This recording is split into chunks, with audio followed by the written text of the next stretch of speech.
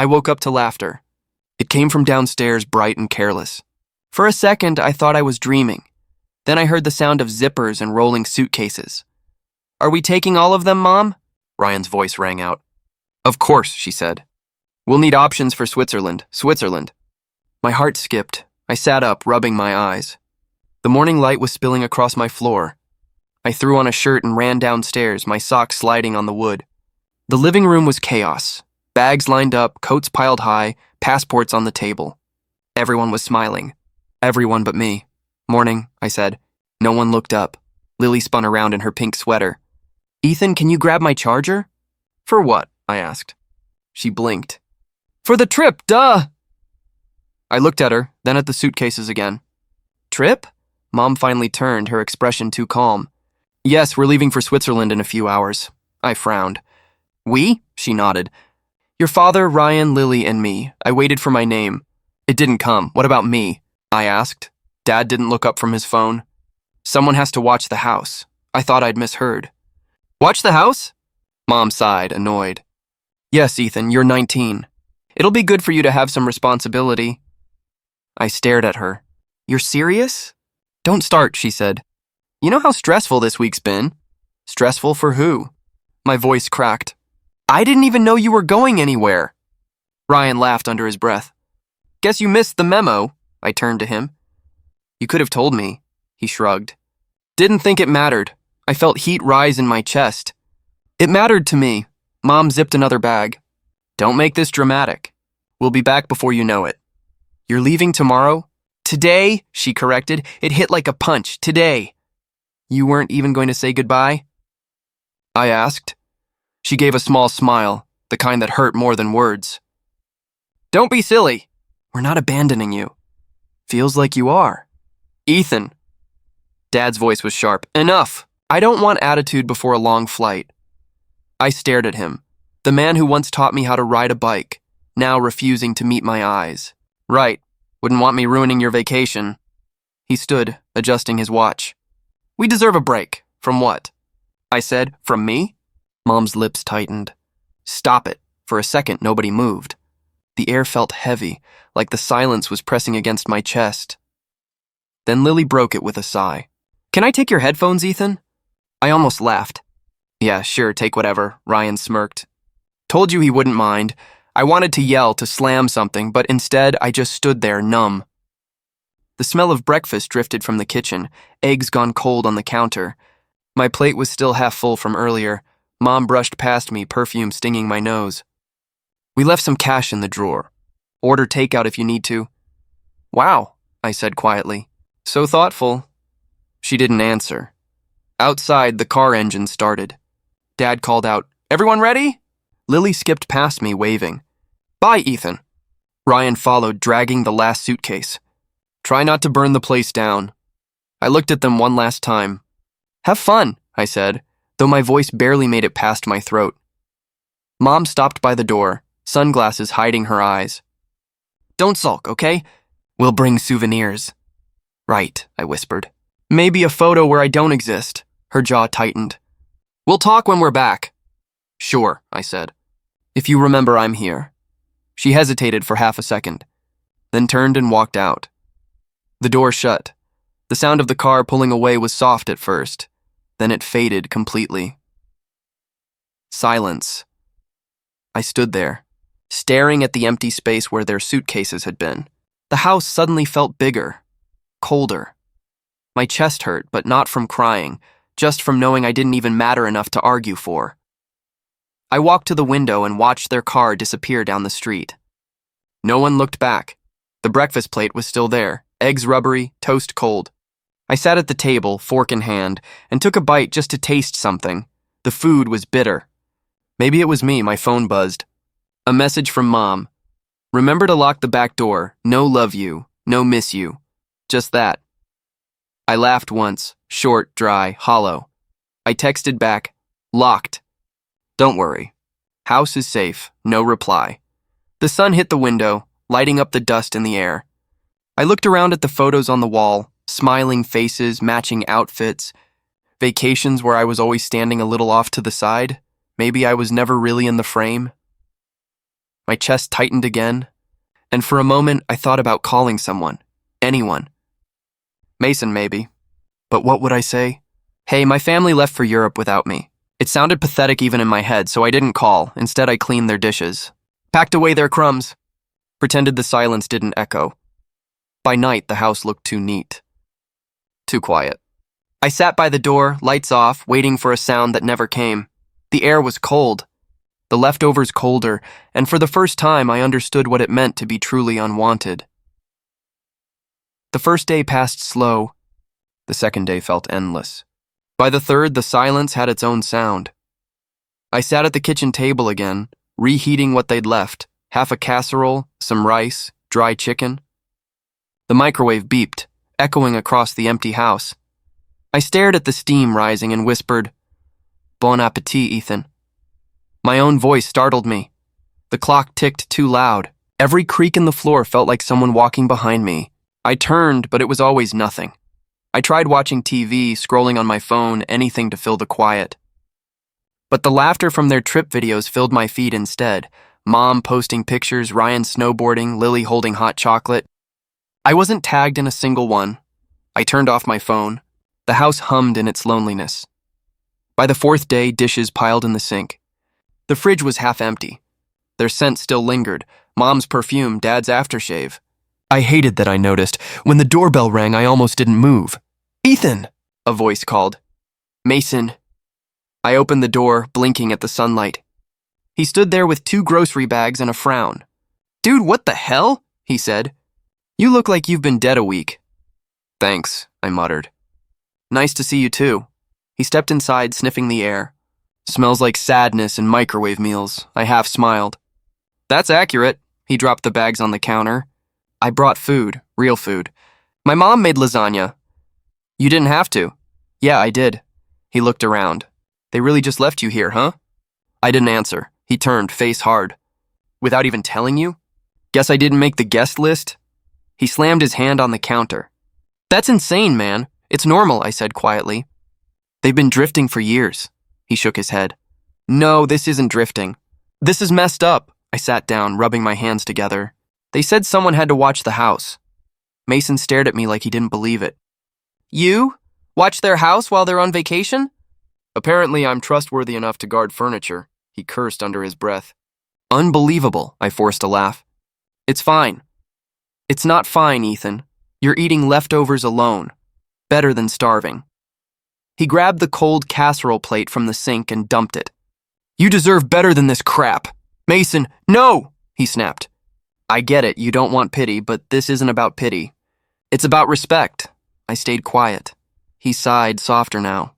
"You shouldn't have to live like this." "Then what do you want me to do? Run away, burn the place down?" He half grinned. "Tempting," I smiled faintly. "Wouldn't be worth the cleanup." We sat there in silence for a minute. He pulled out the lasagna, the smell filling the air. "Eat," he said. I obeyed. The first bite almost made me tear up. Warm, cheesy, full of life. Nothing like the cold, flavorless leftovers I'd been living on. He watched me. "See, real food. Real people. Real noise," I said. He frowned. "What? This house?" "It's too quiet." I started talking to myself just to hear something. Mason leaned back, staring at me. "You're not a ghost, Ethan." I met his eyes. "Then why does it feel like I am?" He didn't answer. He just looked around the kitchen, the empty chairs, the untouched family photo on the wall. "I used to hate my noisy house," he said softly.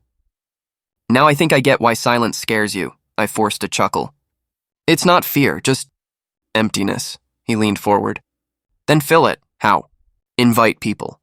Hang out, do anything. Don't let them win by making you disappear." I looked at the lasagna again. "You think they'll even notice I'm gone?" He hesitated. "Maybe not now, but one day they'll see what they threw away." I wanted to believe him. He stood up and opened a window. "Let some air in. Feels like a tomb." "Yeah," I muttered. "Perfect for a ghost." He shot me a look. "Stop saying that." "I'm serious, Mason. When I wake up, I half expect to find out I was never real to them." He grabbed my shoulder. "You're real to me." The words hit harder than I expected. I looked away before he could see the sting in my eyes. He let go and exhaled. "Look, man, My mom says you can crash at our place anytime. I'm fine here. You're not. I need to stay, I said. If I leave, it's like they won. He studied me for a long moment, then nodded. All right, but promise me something. What? Don't disappear completely. I gave a weak smile. I'll try, he grinned faintly. Good, 'cause I'd have to haunt your ghost. And that sounds exhausting. That made me laugh for real the first time in days. After he left, the silence crept back in, but it felt different. Softer, not kind, but tolerable. I sat by the window, watching the sky dim. The lasagna sat half-eaten beside me, still warm. My phone buzzed again. A new photo from Mom. The family smiling under white mountains, holding hands. The caption, best family ever, no tag. No mention. I stared until my vision blurred. Then I closed the app, deleted the photo, and whispered to myself, they left me, not by mistake, by choice. The words hurt, but speaking them made them real. The house was still cold, the food still colder. But at least now, I wasn't pretending. The morning light hit the kitchen table, catching the edge of the phone screen. I didn't plan to look, but my thumb opened the app before I could stop it. There it was, a new post, Mom's profile, a perfect family photo.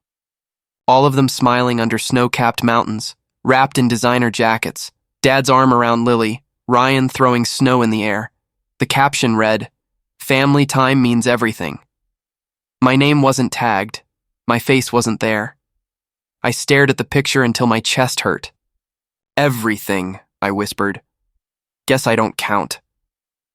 I set the phone down, too hard. It slid across the table, hit the framed photo beside it. The old one from years ago before things went bad. We were all together back then, my smile real, theirs pretending. I picked up the frame, studied the glass, and felt something inside me snap. Family time, I muttered. What a joke. The frame slipped from my hand. It hit the floor and shattered, the sound sharp and clean. Shards of glass scattered across the tiles, reflecting pieces of our smiles back at me. Good, I said softly. Now it finally looks honest. The noise must have carried because a few minutes later someone knocked on the door. I hesitated, then opened it. Mr. Parker stood there, gray sweater, worried eyes. Everything all right, son? I forced a weak smile. Yeah, just cleaning up. He looked past me, saw the broken glass. Cleaning up, huh? Looks more like letting go. I tried to laugh, but it came out dry. Something like that. He stepped inside, slow and steady, like he was entering a storm. Mind if I sit? Sure. I gestured to the table. Don't step on the shards. He lowered himself into a chair. You've been alone here a while. Guess the neighborhood grapevine works fast. He chuckled softly. Not the grapevine. Just observation. Your lights stay on late. Curtains never open. Not much to see. He studied me for a long moment, his eyes kind but sharp. They left you behind, didn't they? I swallowed hard. Yeah. Did you fight them? No point. He nodded slowly. Sometimes silence is the loudest protest. I sank into the chair across from him. Feels more like surrender. He looked at the shards on the floor. Maybe. But maybe it's the calm before you start over. I shook my head. They're having fun in Switzerland pretending I don't exist. And I'm here reheating leftovers and talking to walls. What part of that looks like a new beginning? He didn't answer right away. He leaned back, eyes thoughtful. You remind me of myself when I was your age. Angry, quiet, forgotten. Did it get better? Eventually, he said, after I stopped waiting for someone else to see me. I stared at him. So what? I just stopped caring? Not stop caring, he said.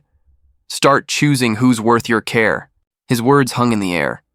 For a moment, neither of us spoke. I bent down to gather the broken glass. She posted a picture, I said quietly.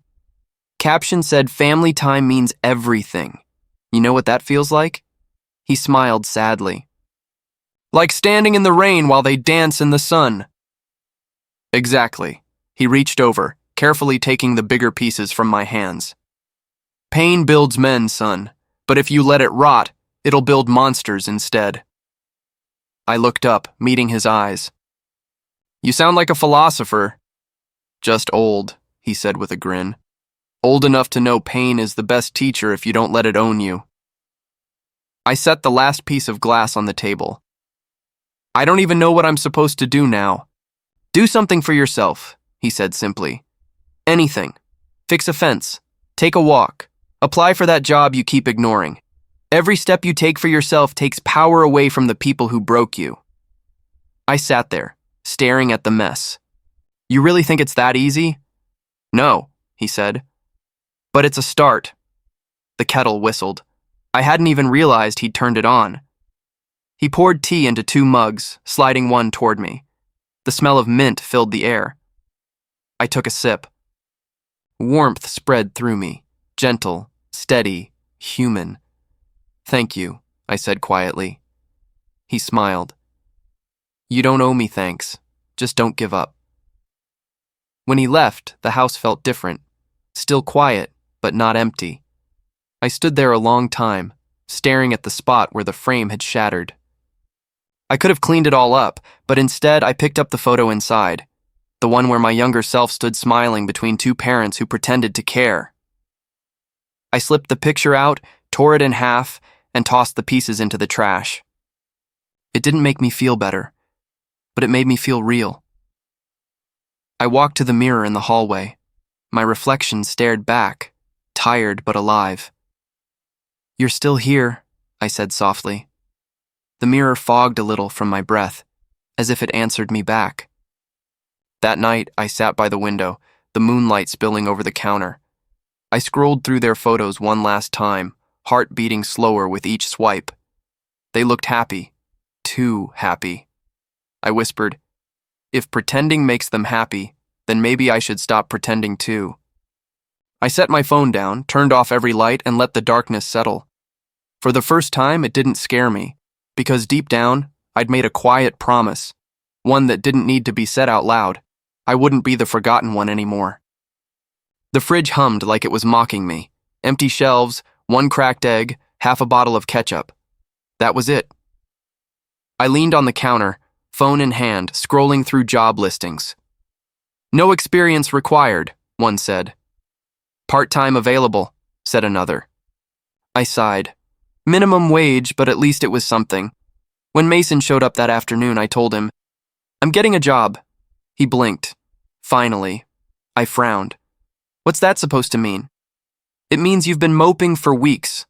I was about to drag you out myself. I wasn't moping. Ethan, you were eating canned soup in silence. That's the international sign of moping. I cracked a small smile. Fine. You win. He grinned. Where? Some diner on the east side. Ruby's Diner. They said they needed help washing dishes. Classy. It's a start. He nudged me. You need a ride? I nodded. Yeah. My car's still dead. Good. I get to witness your first step into adulthood. When we got there, the diner smelled like coffee and fried onions. A bell above the door jingled as we walked in. A woman in her 40s looked up from behind the counter. Short blonde hair, apron, eyes that meant business. You the new one? She asked. I hesitated. I think so. She wiped her hands on her apron.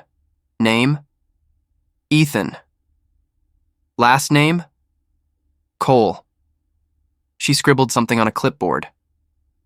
All right, Ethan Cole. I'm Ms. Claire. You show up on time, work hard, and I'll treat you fair. You slack off, I'll make your life miserable. Deal? Deal, Mason whispered. She scares me. Good, Ms. Claire said without looking up. Means I'm doing my job. He laughed awkwardly. She's joking, right? No, she said. I couldn't help but grin. For the first time in weeks, I felt something close to normal. After filling out forms and pretending I understood tax stuff, Mason patted my back. Proud of you, man. You're actually doing something. Yeah, I said quietly. Guess I am. When he left, I put on the uniform, dark red shirt, name tag crooked, and stepped into the kitchen. The noise hit first, clattering pans, sizzling grease, the rhythm of chaos. A cook yelled, "Order up!" and someone shouted back, "Hold your horses, Ms." Claire handed me gloves. "Sink's yours, don't drown." I chuckled. I'll try not to. Hours passed in a blur of soap, water, and steam. My arms ached, my back screamed, but it didn't matter. Every plate I scrubbed clean felt like a small act of rebellion, proof that I could exist, earn, survive. When the night shift ended, Ms. Claire handed me a towel. "You didn't quit." That's a good sign. I don't quit easy. Good. Most kids your age can't handle real work. You might last. Thanks, I said. I think. As I walked home, the cold wind hit my face. I could still smell the grease on my clothes, but weirdly, it didn't bother me. It felt earned. Days turned into weeks. My paychecks were small, but they meant independence.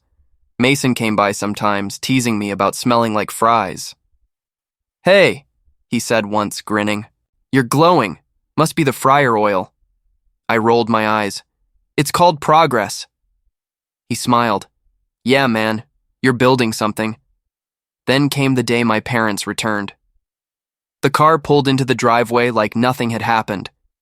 I watched from my window, wiping my hands with a dish towel. They looked happy. Suitcases full of souvenirs, laughter echoing across the yard.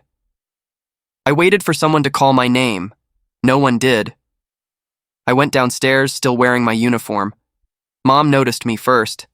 "Oh, Ethan, didn't expect you here." "Where else would I be?" I asked. Dad walked in behind her. "We got you something." He handed me a small box. Inside was a cheap keychain with a snowflake charm. "Nice," I said flatly. "You remembered I exist." Mom sighed. "Don't start. We just got home." "Right. Wouldn't want me ruining the vacation mood." Ryan appeared from the hallway, wearing a new jacket. "You work at a diner now?" "Yeah," he smirked. "Cute." I clenched my fists. "At least I'm earning something on my own." Dad frowned. "No need to get defensive." "I'm not," I said. "Just surprised you even noticed." Mom set her purse down. "We were going to tell you about the trip, Ethan." "When? After you posted another family photo without me?" She flinched. "You saw that?" "Yeah. Hard to miss." Ryan muttered, "You're so sensitive lately." "Maybe because I'm tired of being invisible." The room went still. Dad finally spoke. "You're overreacting. We needed a break." "So did I said. "But no one offered me one." Mom crossed her arms. "You're acting like a victim." I stared at her. "And you're acting like a mother," she gasped. "Ethan, I'm fine," I said, voice calm but shaking. "Really? You don't need to explain. You left me here and somehow I survived without you." Dad's jaw tightened. "Watch your tone." "Or what? You'll leave again?" No one spoke. The silence stretched until it hurt. Finally, I grabbed my jacket. "Enjoy your souvenirs." "Ethan, wait," Mom started, but I was already out the door. The night air hit like a slap, cold and clean. I walked fast, heart pounding. My phone buzzed. Mason's text, "Shift tonight?" I smiled faintly. "Yeah, be there in 10. When I walked into the diner, Ms. Claire glanced up. "Back early?" "Couldn't stay home," I said. She nodded. "Good choice. Grab an apron." As I washed the first stack of plates, I caught my reflection in the metal sink. Tired eyes. Stained uniform. But for once, I didn't see failure. I saw someone who refused to stay broken. The doorbell jingled. Customers laughed. The kitchen roared, and beneath it all I felt it, something small but real. Pride, born from pain. The kitchen smelled like coffee and silence. Mom was scrolling through her phone. Dad was reading the paper like it held all the answers. I stood there, still in my diner uniform. "We need to talk." Mom didn't look up. About what? About Switzerland, Dad sighed. Again with this? Yes, I said. Again. He folded the paper slowly. Ethan, it's been weeks. I know, I said. And I'm still waiting for you to explain why you left me. Mom frowned, eyes soft but distant. We thought you'd understand. Understand what? That I wasn't invited? She put her phone down. You're 19. We thought you'd appreciate some time alone. Right, I said. Because being left behind without warning screams family bonding. Dad's voice hardened. Stop acting dramatic. You had responsibilities. Responsibilities? I repeated. You mean locking the door and eating leftovers? He glared. Watch your tone, I laughed quietly. That's the only thing you ever tell me. Not I'm sorry, not we missed you, just watch your tone. Mom rubbed her temples. We didn't mean to hurt you, but you did. She looked up, eyes tired. Ethan, please. We just wanted a break. A break from what? From me? No one answered. The silence said enough. Ryan strolled in halfway through, hair messy, face smug. What's this? Another pity meeting? Not now, Dad said. Ryan grinned. Oh, come on. He loves this stuff. He's been on a solo guilt trip for weeks. I clenched my jaw. At least I feel something. He leaned against the counter. You should try smiling more. You actually look better alone. The words hit like glass. Say that again. He shrugged. Just telling the truth. I stepped forward, but Dad's voice cut through. Enough. Ryan smirked and walked off, humming. I stared at the floor, my throat tight. You raised him well, Mom stood. Ethan, don't... No, I said louder this time. You wanted honesty, right? He treats me the way you do, like background noise. Her voice trembled. That's not true. Then tell me I mattered, I said. Tell me you regret it. She opened her mouth, but no words came out. That silence told me everything I needed to know. I turned toward the door. Forget it. Ethan, wait, Dad said. You can't just walk away from every conversation. Why not? I asked. You walked away from me first. The door shut behind me before either of them could answer. Outside, the air was sharp. My breath came out in clouds. I walked aimlessly until I found myself at Mason's house. He opened the door before I even knocked. You look like you punched a wall. Close, I muttered. He stepped aside. Get in here. Amanda was on the couch painting her nails. She looked up. Hey, ghost boy. Hi, I said weakly. Mason handed me a drink. What happened? I tried talking to them, and they brushed it off. Said I was being dramatic. He cursed under his breath. You kidding me? I shook my head. Ryan told me I looked better alone, Amanda scoffed. What a jerk. I sat on the couch staring at the floor. They don't get it. They never will, Mason leaned forward. Then stop trying to make them. I can't, I said. They're my parents, he sighed. They don't act like it, Amanda pointed her brush at me. You should move in here, seriously, we've got an extra room. I smiled faintly. You'd regret that in 2 days, she rolled her eyes. Please, Mason's been a headache for 20 years. You'd be an upgrade, Mason grinned. She's not wrong. I appreciate it, I said, but I can't, Mason frowned. Why not?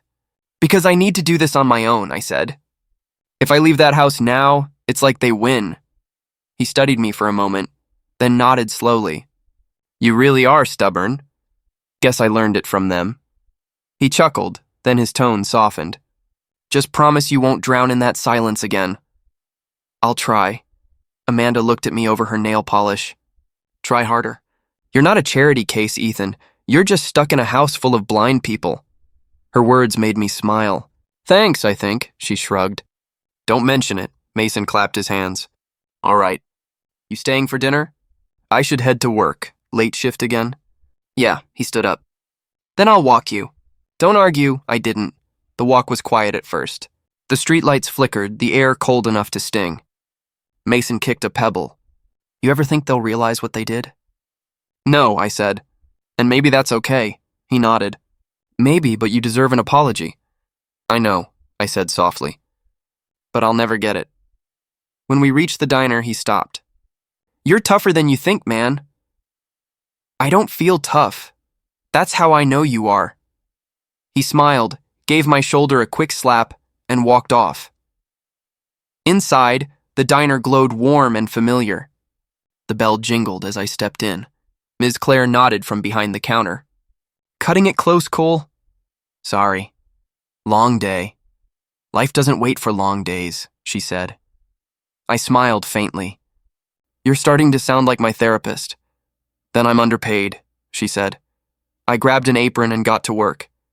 The sound of dishes and chatter filled the air, steady, real, alive.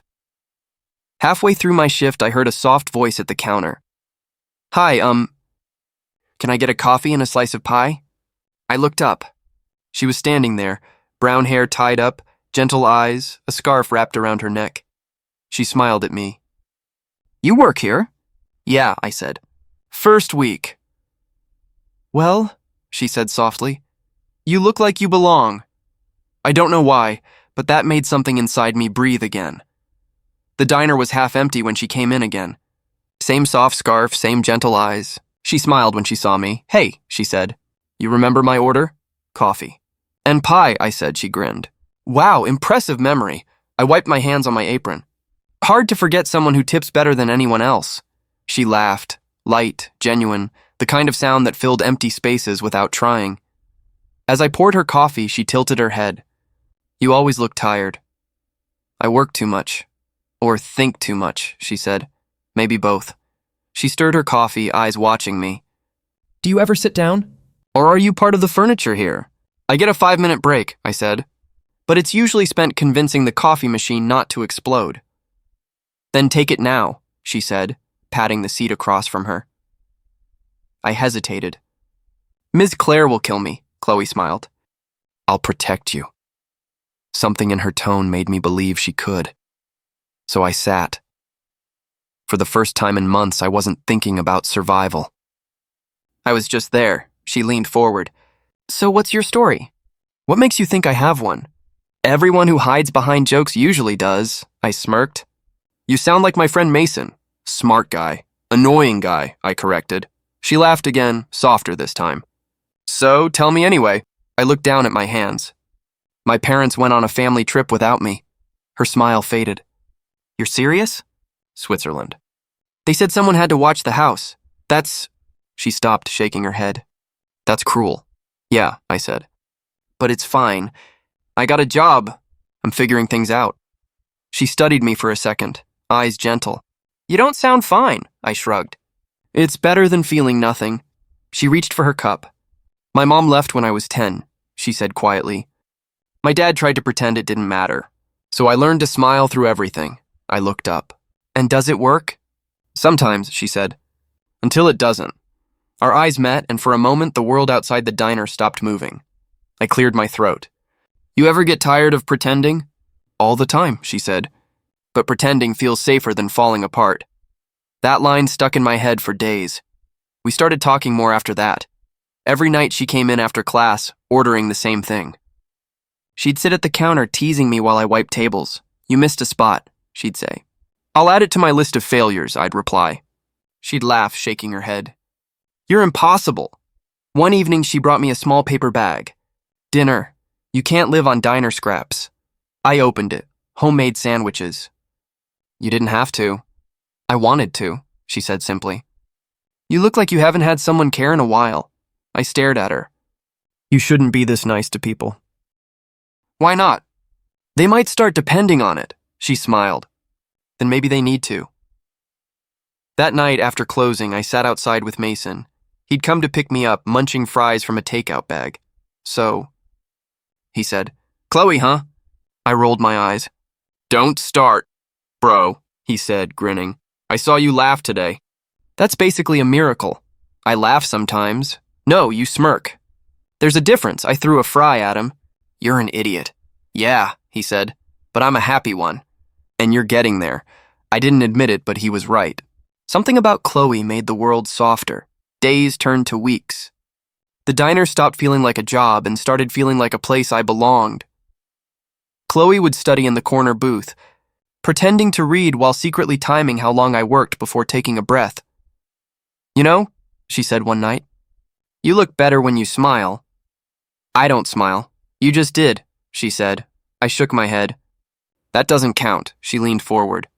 Why not? Because it was your fault. Then I'll take the blame. She smiled again, and I realized I'd been missing something simple. Connection. One slow night, I asked her, "Why do you keep coming here?" She thought for a moment. "Because you listen. And because you don't pretend everything's perfect," I laughed. "I'm pretty sure I just complain about coffee stains." "That's honesty," she said. "It's rare." For a while, we just sat there watching the neon sign flicker outside. "Sometimes," she said quietly, "family isn't blood. It's who shows up when no one else does." Her words settled deep inside me, warm and heavy. I looked at her. "You really believe that?" "I have to," she said. "Otherwise, I'd still be waiting for people who never come back." Something in me cracked then, not in pain, but release. "Thank you," I said softly. "For what?" "For showing up," she smiled. "Any time." After she left that night, I found myself counting the tips I'd earned and setting half aside. Mason had been nagging me about college. Maybe, just maybe, he was right. When I told him later, he almost dropped his soda. "You, college?" "Holy, finally!" "Don't make it weird," I said. He laughed. "Too late," I shook my head, smiling for real this time. "Guess I needed a reason." "Or a person," he said. "Maybe both." That night, I lay in bed staring at the ceiling. The room was still small, still lonely, but it didn't feel empty anymore. Because for the first time in forever, I wasn't thinking about what I'd lost. I was thinking about what I'd found. And when I closed my eyes, I could still hear it, Chloe's laugh, soft and alive, echoing through every quiet corner of my mind. It started with a headline: "Coal Industries Under Investigation for Fraud Allegations." I stared at the article on my phone, the familiar last name glowing like a warning sign. Mason leaned over the counter at the diner. "That's your dad's company, right?" "Yeah," I said quietly. He whistled. "Damn, karma moves fast." I didn't answer. My fingers tightened around the phone. The photo attached showed Dad shaking hands with investors, smiling that same empty smile. Mason nudged me. "You okay?" "I don't know," I said. "It doesn't feel real." He grinned. "It's real, all right." That's karma ringing the doorbell. I let out a long breath. "I didn't wish for this." He raised an eyebrow. "You didn't have to. The universe did it for you." I looked at him. "Then why do I feel guilty?" "Because you're not like them," he said simply. Days passed. News spread fast. Whispers followed my family's name through every corner of town. One night after closing, my phone rang. I hesitated before answering. "Ethan?" Mom's voice, too calm. "Too careful, yeah. How are you, sweetheart?" I almost laughed. "That's new." She ignored the tone. "We're fine, by the way. Don't believe what you read online." "Fraud's a big word to ignore," I said. Her voice wavered. "Your father's handling it? Like he handled me?" She sighed. "Please don't start that again. We're under a lot of pressure. So you remember I exist when you're in trouble? That's not fair." I leaned against the counter, my voice steady. Neither was being left behind. "Ethan," she said softly, "we just want to reconnect. As a family, now that your company's burning." Her silence was heavy. I closed my eyes. "Mom, I hope it works out. But don't call this family." Before she could reply, I hung up. The next morning, Mason walked in early, holding 2 coffees. "You look like someone who had a fun phone call." "My mom," I said. "Let me guess. We miss you right before asking for something?" I gave him a half smile. "Something like that." He set the coffee down. "You're handling this better than I expected." "Maybe I'm just numb." "Nah," he said. "You're healed enough not to care." I looked at him. "That's different from forgiveness." He shrugged. "Still progress." Later that day, Ms. Claire called me into the back. "Cole," she said, "your family's name is all over the news. You holding up?" "I'm fine." "You sure?" I nodded. "What happens to them doesn't define me." She smiled faintly. "Good. That's the kind of strength people pay therapists to find." By the weekend, rumors had turned into chaos. My dad's business partners were backing out, lawsuits piling up. Ryan dropped out of college, and Lily's social media meltdown made things worse. Every post began with, "People are so fake." I wanted to say, "Look who's talking."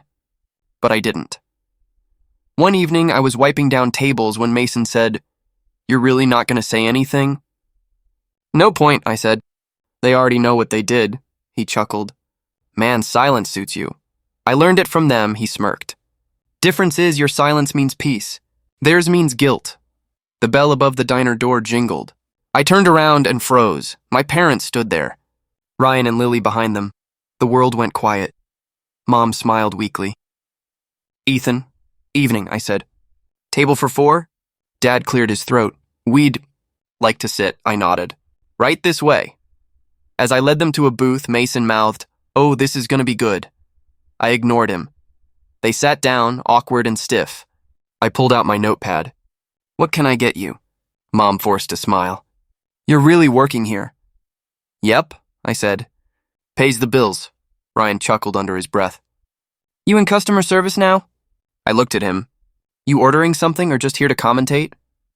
He looked away. Dad cleared his throat again. Coffee, black. Coming right up, I said. When I brought the drinks, they were whispering. Mom looked up.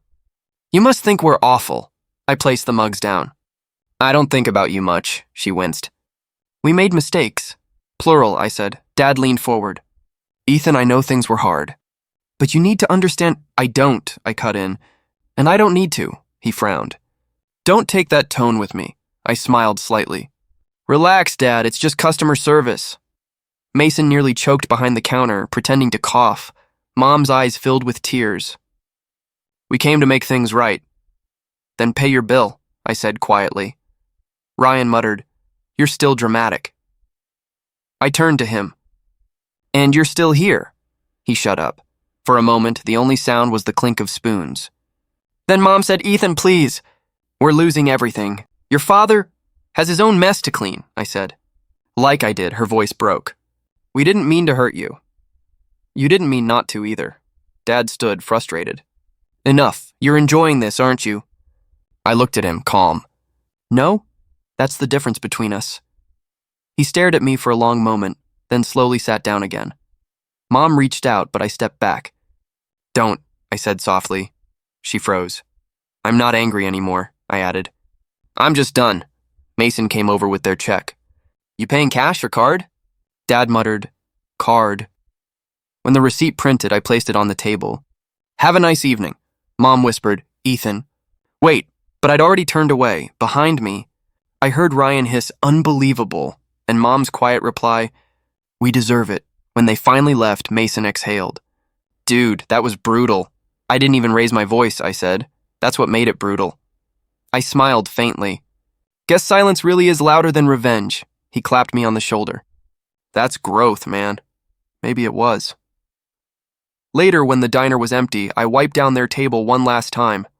Their cups still had fingerprints, faint and human. For a moment, I almost felt sorry for them, almost. Then I looked out the window, at the reflection of my name tag, Ethan Cole, and realized something. They could lose everything.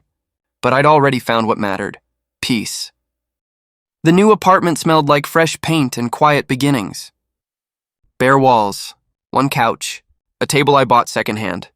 It wasn't much, but it was mine. I dropped my duffel bag by the door and let out a long breath. Well, Ethan, I said to myself, you did it.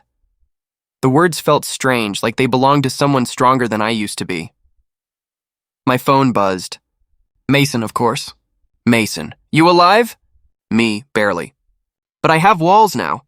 Mason, and plumbing? Me, mostly. Mason, proud of you, bro. I smiled. If he hadn't pushed me, I'd probably still be scrubbing dishes in that diner forever. Now I had a plan, college applications, savings, maybe a life that didn't revolve around being forgotten. The door knocked softly. I opened it, and Chloe stood there with a plastic bag in one hand and that familiar soft smile. You moved in without telling me? She said. I wanted to surprise you.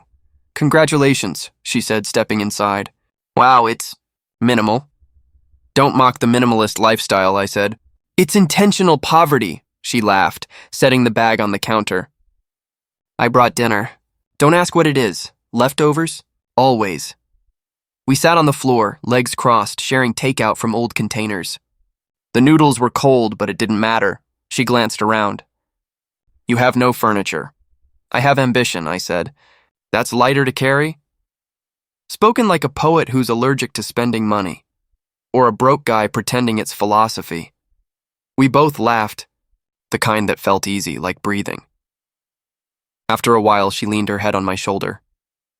"You really did it," she said. "You built something out of the pieces. Still feels unreal." She smiled softly. "You deserve real." I stared at the half-eaten food. You know what's funny? I still eat leftovers. But now it's not about survival. It's habit memory of them, she asked. "Yeah," I said. "Every bite reminds me where I came from and that I'm not there anymore." She was quiet for a moment. Then she said, "Do you ever think they'll change?" I looked out the small window where the sunset painted the walls orange and gold. "Maybe," I said. "But I don't need them to," she nodded. "That's growth." "I used to think forgiveness was letting them off the hook," I said. "But it's not. It's letting myself breathe again." Chloe smiled. "You sound like someone who finally likes himself." "I'm learning." We sat there in silence for a bit, the world dimming around us. Somewhere outside, someone was playing guitar, soft and off-key. I looked at her. "Do you ever think about what comes next?" "All the time," she said. "But for once, I'm not scared of it." "Same." She turned toward me. "You used to talk like life already happened to you. Now you talk like it's waiting," I smiled. "Guess I finally caught up," she grinned. "You're kind of poetic when you're not busy overthinking." "I'm always overthinking." "I know," she said. "That's your charm." We finished dinner in comfortable silence. When I went to throw away the containers, she stopped me.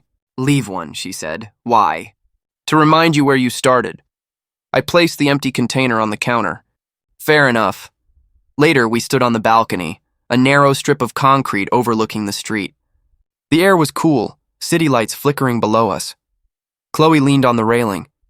"This view's not bad." "Give it time," I said. "I'll add stars next month," she laughed. "You joke, but I can see it." We watched the sky fade from orange to deep blue. A plane blinked overhead, cutting through the clouds. "I used to watch planes from my old window," I said quietly. "Wondered where they were going." "Now?" she asked. "Now I wonder when I'll be on one." She smiled. "That's the spirit." My phone buzzed again, another message, but this one made my chest tighten. "Mom, hope you're doing okay?" "Heard you moved." "Proud of you, no apology." Just that, Chloe glanced at the screen. "You gonna reply?" I thought for a moment. Then I typed, "Thanks. I'm good." She watched me hit send. "That's it?" "Yeah," I said. "That's all it needs to be." She nodded. "You're really free, aren't you?" "Feels like it." She rested her chin on my shoulder. "So, Mr. Independent, what's next?" "College. Maybe travel. Maybe finally buying a chair." "Ambitious," she said. I grinned. "Hey, small steps." We stayed out there until the stars came out, quiet but content. For once, the silence didn't feel empty. It felt earned. When Chloe left later that night, I sat at my small desk. A cheap one Mason helped me carry up 3 flights of stairs. A notebook lay open, blank pages waiting. I picked up a pen. For a moment, I didn't know what to write. Then the words came, simple and true. "Dear younger me, you were never unwanted. You were just waiting to be seen." I stared at the words, the ink drying slowly, and smiled. I didn't need their approval. I didn't need closure. I'd already written my own ending. There was still noise in my head, memories, voices, echoes of what was, but they no longer controlled me. I glanced at the empty plate beside me, the last bit of leftover noodles cold and untouched. I picked it up, took one bite, and laughed softly. "Still terrible," I said, but this time it tasted like victory. The city hummed outside my window. Distant sirens, car horns, life. I stood on the balcony one last time before bed. The night was wide and quiet, but not lonely. Somewhere below, someone called out. Someone answered. I whispered to the air, "Thank you for leaving me." It wasn't anger.